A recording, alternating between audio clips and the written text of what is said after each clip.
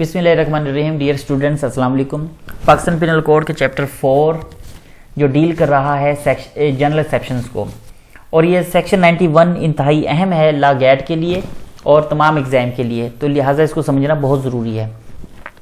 ہم پہلے پڑھ چکے ہیں سیکشن 87، 88، 89 میں جو ایکٹ کیا جاتا ہے گڈ فیتھ کے ساتھ، یعنی اگر ایسے ایکٹ کی وجہ سے کوئی نقصان ہو تو تب بھی وہ جرم نہیں مانا جاتا، کیونکہ اس میں پہلی بات تو یہ ہے کہ وہ رضامندی کے ساتھ کیا جاتا ہے، فائدے کے لیے کیا جاتا ہے، اور ایکٹ کرنے والے کی نیک نیت اس میں شامل ہوتی ہے. مگر اب اس میں یہ بتایا گیا ہے کہ سیکشن 87، 88، 89 کے علاوہ اس میں یہ بھی بتایا گیا ہے کہ کچھ سیکشن اور ایکٹ ایسے بھی ہیں کہ اگر رضامندی کے ساتھ یا فائدے کے لیے یا نیک نیتی سے بھی کر لیا جائے یا اس کے بہا پر کوئی رضامندی دے دے تو وہ تب بھی جرم ہی رہتا ہے، جیسا کہ اسقاط حمل،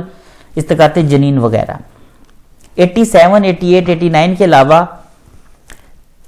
وہ یعنی کہ اس میں ہم یوں سمجھ لیں کہ جو سیکشن 87، 88، 89 کے علاوہ جو جنرل ایکسیپشنز کے تحت بتائی گئی ہیں، ان ایکسیپشنز کا اطلاق ایسے ایکٹ پر نہیں ہوگا جو اپنے آپ کے اندر ہی کسی نقصان کی وجہ سے جرم ہو، چاہے اس ایکٹ کو کرنے میں رضامندی خود ہی دے دی گئی ہو یا اس شخص کے بہاف پر کسی اور شخص نے رضامندی دی ہو. اور ایسا ایکٹ جو کہ کسی نقصان کی وجہ سے اپنے آپ کے اندر ہی جرم ہو، اس کے پہنچنے کا اندیشہ ہو، خطرہ ہو، یا پھر کوئی پہنچنے کا مقصد ہو، یا پھر پتا ہو کہ ایسا کرنے سے نقصان پہنچ سکتا ہے. یعنی اس میں بس یہی بتایا گیا ہے کہ بعض ایکٹ ایسے بھی ہوتے ہیں جو اپنے آپ کے اندر ہی جرم ہوتے ہیں. ان کو اگر رضامندی کے ساتھ کیا جائے، نیک نیتی سے کیا جائے یا فائدے کے لیے بھی کیا جائے، تو اب اس ایکٹ کرنے سے نقصان پہنچے گا تو ایسے ایکٹ جرم میں تصور ہوں گے. اس کی اگر مثال لے لیں کہ اب اگر ہم ایک مثال سے اس کو سمجھیں تو اسقاط حمل، مس کیریج از خود ایک جرم ہے. اسی لیے اگر کوئی شخص اس میں رضامندی، نیک نیتی یا فائدے کے لیے بھی یہ کام کوئی کرتا ہے تو تب بھی یہ جرم ہی تصور ہوگا. یعنی اسقاط حمل کی وجہ سے سیکشن 87، 88، 89 کے تحت اگر جرم سے بچنے کا جو سہارا لیتے ہیں تو اس کو یہ سہارا نہیں ملے گا جب تک کہ ایسا اسقاط حمل، مس کیریج کا مقصد یہ نہ ہو کہ اس کے ذریعے سے اس عورت کی جان کو بچایا جا